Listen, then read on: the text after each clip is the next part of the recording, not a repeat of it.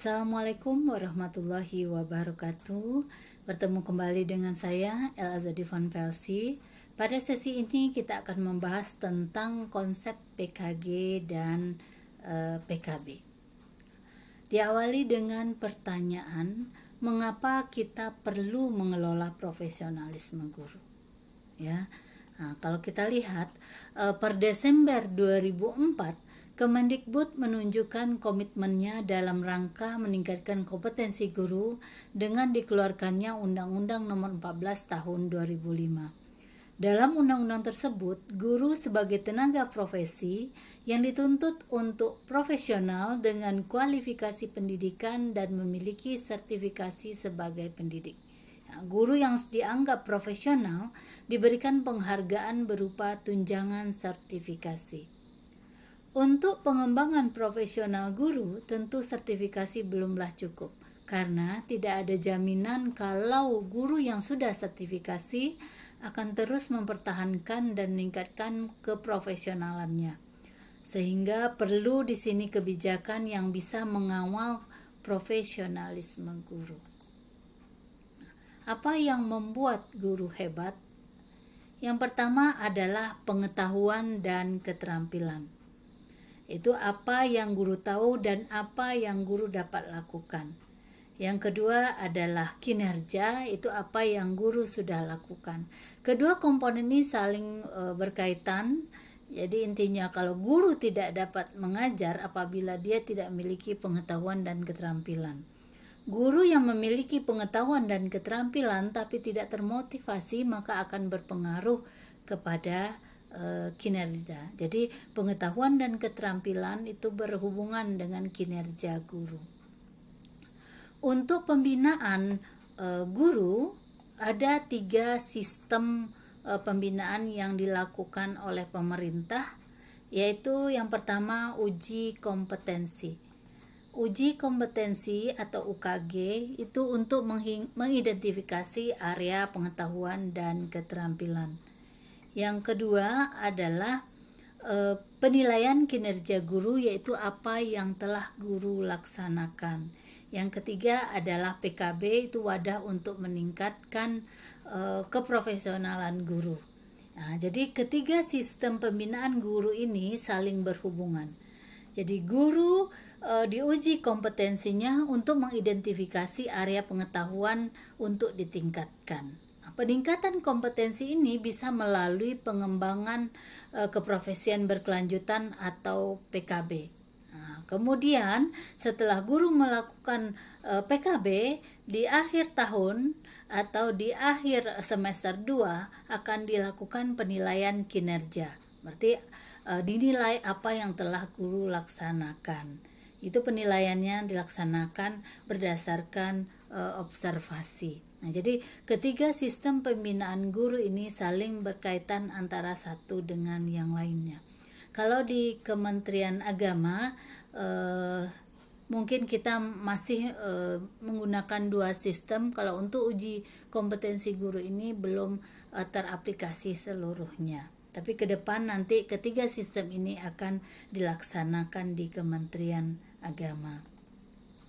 Oke. Kalau kita lihat secara rinci di sini, manajemen profesional guru ini, kalau kita lihat UKG itu uji kompetensi guru, yaitu uji terhadap kemampuan bidang ilmu dan pedagogi tadi, dilakukan melalui tes online.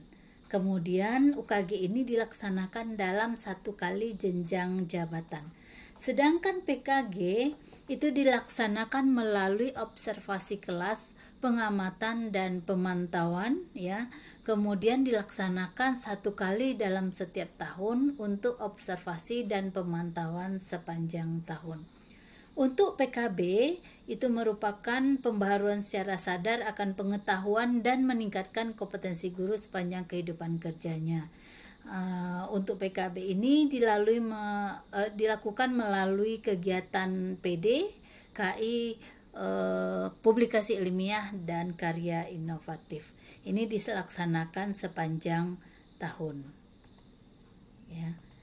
Oke. Nah, dasar hukum dalam pelaksanaan PKG dan PKB ini sebenarnya sudah kita bahas sebelumnya di jabatan fungsional guru dan angka kreditnya, yaitu Permenakpan RB nomor 16 tahun 2009, kemudian ada Juklak dan Juknisnya, kemudian peraturan bersama Menteri Pendidikan dan Kepala BKN. Nah, ini perlu Bapak Ibu pahami untuk memahami penilaian kinerja guru dan pengembangan keprofesian berkelanjutan. Oke, baik, kita bahas satu persatu. Yang pertama kita bahas dulu tentang PKG. PKG, apa itu PKG? PKG itu adalah penilaian terhadap setiap butir kegiatan tugas utama guru dalam rangka pembinaan karir, kepangkatan, dan jabatan. Jadi guru melakukan kegiatan tugas utamanya misalnya sebagai melaksanakan pembelajaran, maka yang dinilai kinerjanya adalah dalam proses pembelajaran tadi. Nah, ini pengertiannya berdasarkan Permenakpan RB nomor 16 tahun 2009. Nah, kalau kita lihat di sini tujuan dari PKG itu adalah menentukan tingkat kompetensi guru. Dalam PKG, guru dinilai sesuai dengan tugas utama guru tadi. Misalnya guru mata pelajaran itu dinilai dari 14 kompetensi dari penjabaran 4 kompetensi guru berupa pedagogik, profesional, sosial, dan kepribadian. Dengan PKG ini bisa dilihat kompetensi guru yang mana yang harus ditingkatkan.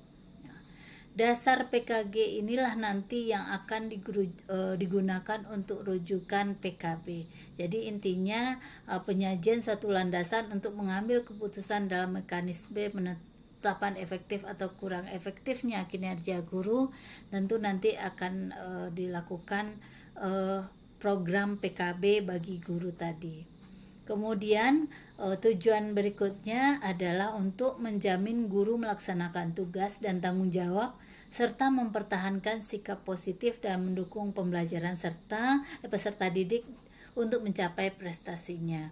Kemudian menyediakan dasar dalam sistem peningkatan promosi dan karir guru serta bentuk penghargaan lainnya. Itu merupakan tujuan dari pelaksanaan PKG.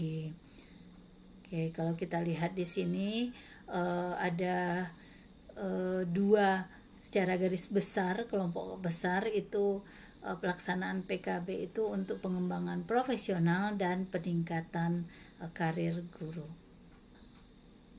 Ada 3 syarat sistem PKG. Yang pertama adalah valid, kemudian reliable, dan praktis. Oke, valid yaitu menggunakan bukti nyata, yaitu ada dokumen dan instrumen yang dikumpulkan.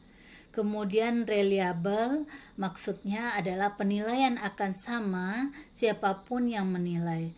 Jadi tidak ada interpretasi pribadi sehingga perlu adanya syarat dan indikator penilaiannya. Sehingga jika si A yang menilai seorang guru akan sama nilainya dengan dilakukan oleh si B. Yang ketiga adalah praktis. Praktis di sini maksudnya penilaian dapat dilakukan di mana saja, di kelas atau di luar kelas. Oke. Prinsip pelaksanaan PKG itu ada 4, ya, ada 4 prinsip pelaksanaan PKG. Yang pertama berdasarkan ketentuan, artinya ada ketentuan atau syarat dalam penilaian kinerja guru ini. Yang kedua berdasarkan kinerja. Berdasarkan kinerja itu penilaian yang dilakukan adalah penilaian kinerja dalam melaksanakan tugas utama atau tambahan. Kemudian yang ketiga berlandaskan dokumen. Jadi ada instrumen dan bukti fisiknya. Nah, kemudian yang keempat dilaksanakan secara konsisten. Artinya pelaksanaan PKG dilakukan setiap tahun jika memakai tahun anggaran.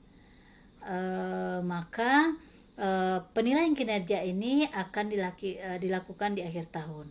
Tapi jika pemakaian atau pelaksanaan PKG ini memakai tahun pelajaran, maka pelaksanaannya dilaksanakan di akhir semester 2 setiap tahunnya. Kemudian kalau kita lihat di sini hal-hal yang perlu diperhatikan ada objektif, adil, akuntabel, bermanfaat ya. Jadi ada kebermanfaatannya pelaksanaan PKG ini, kemudian transparan. Transparan di sini maksudnya adalah keterbukaan antara guru yang dinilai dengan penilai.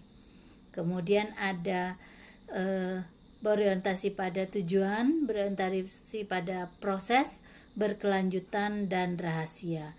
Rahasia di sini maksudnya penilaian atau hasil kinerja guru tadi tidak boleh dibeberkan oleh penilai kepada pihak lain kecuali pada pihak yang berkepentingan, misalnya kepada kepala madrasah.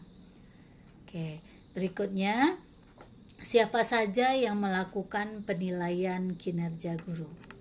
Yang melakukan penilaian kinerja adalah pengawas. Pengawas itu akan menilai kinerja kepala madrasah.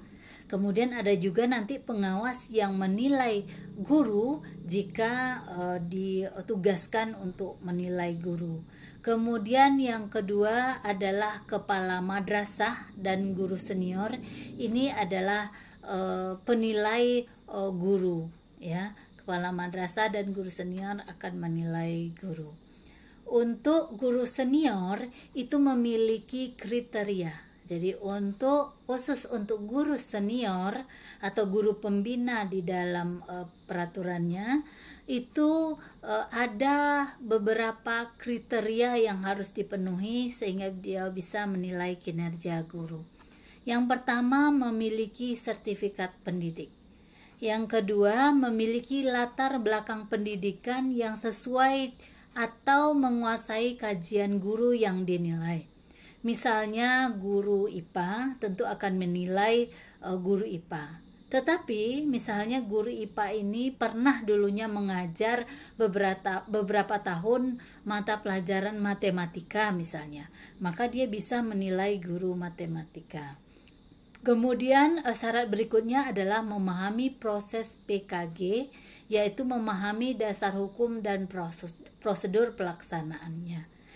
Kemudian syarat berikutnya adalah memiliki kemampuan mencatat dan mengevaluasi secara objektif, adil, transparan atas kinerja teman sejawat. Jadi ada beberapa poin di sini syarat untuk guru senior dalam melakukan penilaian kinerja.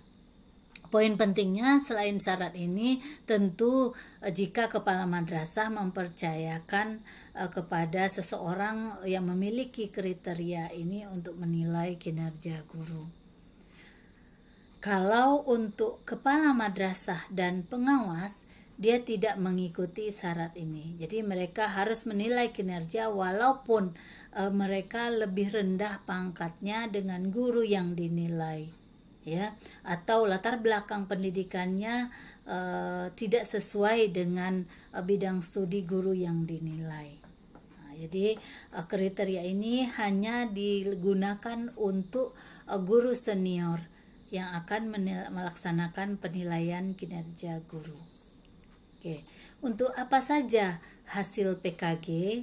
Nilai PKG itu untuk melihat kompetensi guru. Apakah guru sudah memenuhi standar, di atas standar, atau di bawah standar. Nilai inilah yang nantinya sebagai dasar pelaksanaan PKB. Misalnya guru kurang kompetensinya di bidang IT, maka disarankan PKB-nya nanti berupa diklat atau workshop yang berhubungan dengan IT atau membuat karya inovatif yang berhubungan dengan IT. Jadi nilai PKG ini menentukan dasar pelaksanaan PKB. Kemudian nilai PKG ini akan dikonversi ke angka kredit. Ini nanti akan menjadi nilai unsur utama sub kegiatan pelaksanaan pembelajaran bagi guru mata pelajaran atau guru kelas, atau sub kegiatan pembimbingan bagi guru BK nantinya. Oke. Dasar PKB itu ada kualifikasi dan kompetensi guru yang dinilai untuk guru kelas atau mapel. Ini ada 14 kompetensi. Kalau kita lihat di guru BK atau konselor itu ada 11 kompetensi ya. Nah, oke. Untuk kegiatan PKG ini ada bentuk kegiatannya, bisa melalui wawancara, bisa melalui pengamatan dan pemantauan, bisa melalui perbandingan, bisa melalui kesepakatan. Artinya, keempat kegiatan ini dilakukan dalam proses PKG. Wawancara itu berupa pengecekan kesiapan guru termasuk rancangan pembelajaran atau pembimbingan dan menyepakati pelaksanaan observasi. Kemudian wawancara ini bisa dilakukan terhadap wali murid, kemudian terhadap murid ya. Kemudian pengamatan dan pemantauan ini dilaksanakan dalam proses pembelajaran misalnya. Kemudian perbandingan di sini maksudnya nanti hasil pengamatan, pemantauan dan wawancara ini akan kita bandingkan dengan data dan dengan indikator dan kriteria, dan kita berikan skor nantinya. Jadi untuk menentukan skor dalam indikator kompetensi, kita berdasarkan data dari hasil wawancara, pengamatan dan pemantauan. Kemudian ada kesepakatan. Kesepakatan maksud ini adalah deal or no deal antara guru yang dinilai dengan penilai. Nah, yang berikutnya kita lihat proses PKG. Proses PKG itu ada secara garis besar ada 5 tahapan. Yang pertama adalah tahap persiapan. Dalam tahap persiapan itu penilai dan guru yang dinilai harus memahami PK guru, instrumen, dan indikator kompetensi, tugas, dan tanggung jawab penilai dan guru yang dinilai. Setelah guru yang dinilai dan penilai memahami instrumen-instrumen atau ketentuan-ketentuan ini, maka tahap kedua adalah pelaksanaan, yaitu berupa pengumpulan data secara pengamatan dan pemantauan. Pengamatan dilakukan berupa pengamatan di dalam kelas dan di luar kelas. Di dalam kelas itu ada kegiatan sebelum pengamatan, selama pengamatan, dan setelah pengamatan.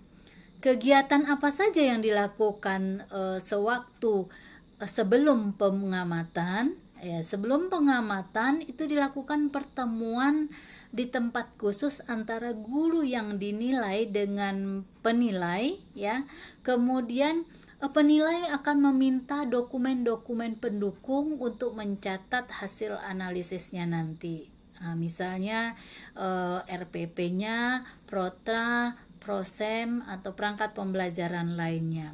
Kemudian guru dan penilai akan menyepakati kurun waktu penilaian. Jadi akan ditentukan, nanti saya akan menilai atau melakukan pengamatan di kelas ibu itu misalnya tanggal 20 sampai rentang waktunya 20 sampai tanggal 30.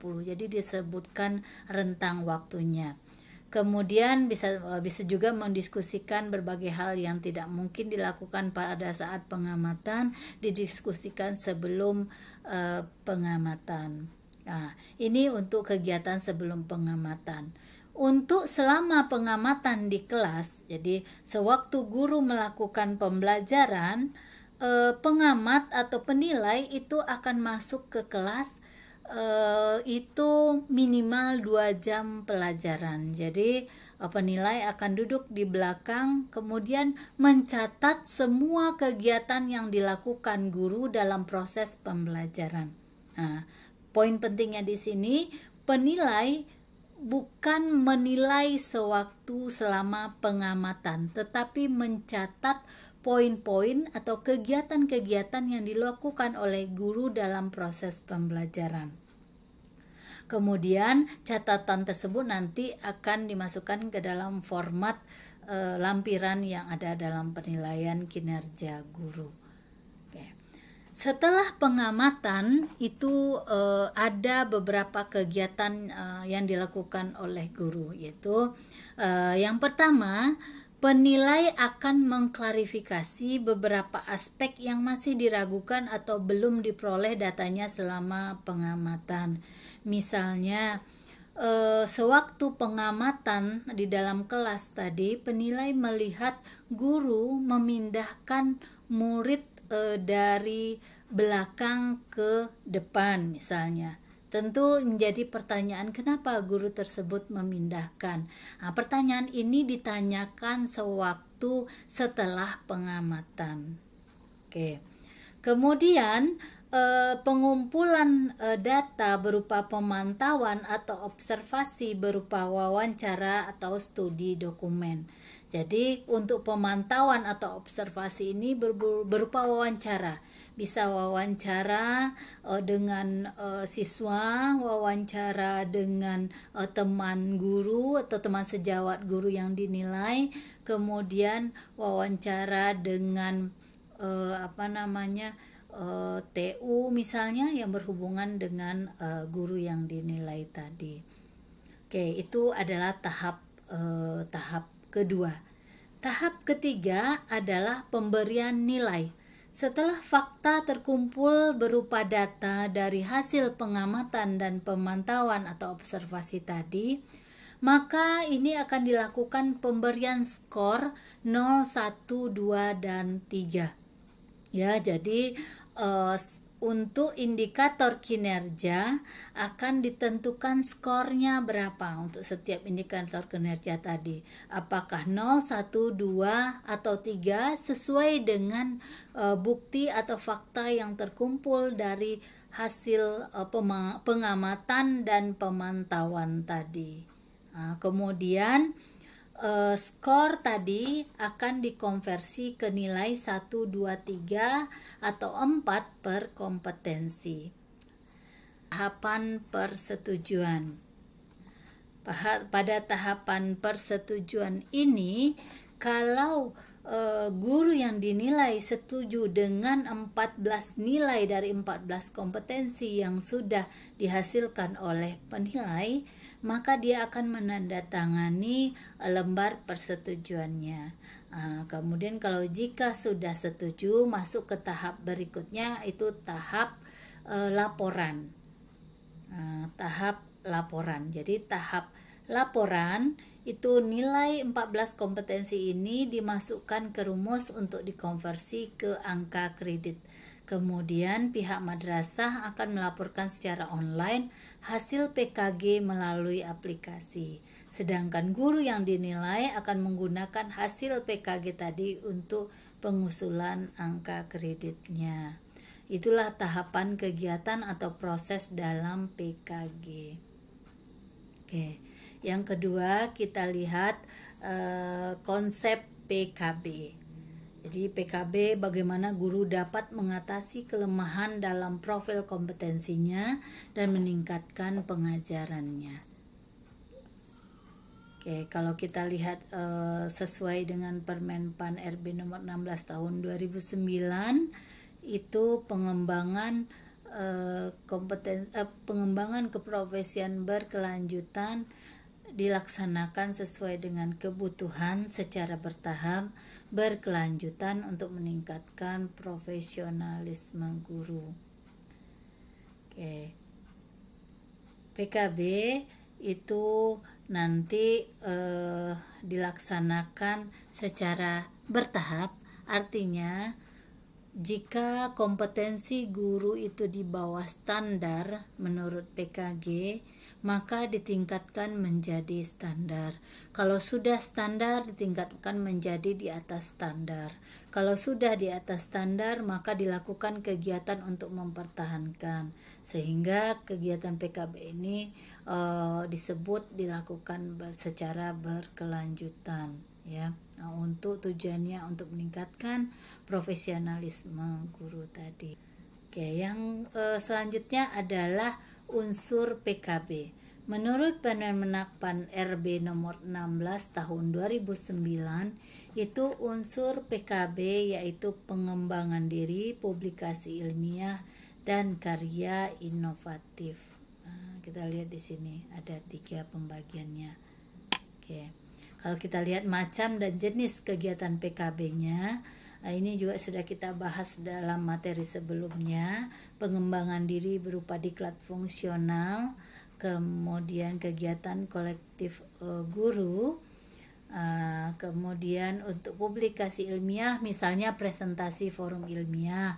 Contohnya Bapak Ibu menjadi pemateri pada seminar atau diskusi ilmiah.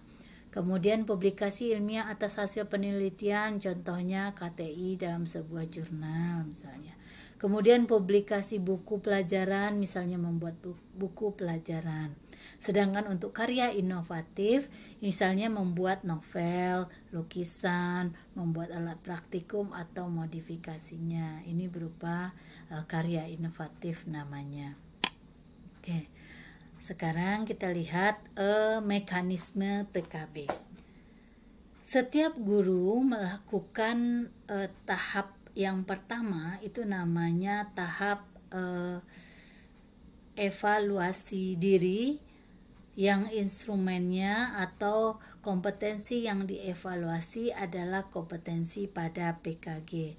Jadi setiap guru nanti akan menilai diri sendiri atau mengevaluasi dirinya sendiri. Kemudian setelah hasil evaluasi diri atau EDG dan gambaran kompetensi hasil PKG, maka muncullah profil kinerja guru. Ini tahap kedua. Nah, dalam profil kinerja guru ini dapat dilihat bagian mana guru yang kurang kompetensinya. Untuk tahapan profil kinerja guru ini dilakukan oleh koordinator PKB yang ditunjuk di madrasah. Kemudian barulah tahap berikutnya, berdasarkan profil kinerja guru, nanti koordinator PKB dengan guru yang dinilai tadi atau guru yang bersangkutan akan membuat perencanaan PKB. Kemudian perencanaan PKB tadi, misalnya guru kurang dalam penilaian pembelajaran misalnya, maka direncanakanlah untuk PKB-nya berhubungan dengan penilaian pembelajaran. Kemudian tahap berikutnya berhubungan dengan persetujuan. Kalau sudah ditentukan PKB-nya oleh guru dan oleh koordinator PKB, nanti akan ada persetujuan dari kepala madrasah. Guru akan menerima rencana program PKB dan akan melaksanakan PKB sepanjang 1 tahun. Nah, ini mekanisme PKB. Jadi antara PKG dan PKB ini saling berkaitan. Jadi tidak berjalan sendiri-sendiri, tapi ada keterkaitan satu dengan yang lainnya. Oke, ini kerangka PK Guru dan PKB. Baik Bapak Ibu, itu bahasan kita pada kesempatan kali ini. Semoga ada manfaatnya. Wabillahi taufiq wal hidayah. Assalamualaikum warahmatullahi wabarakatuh.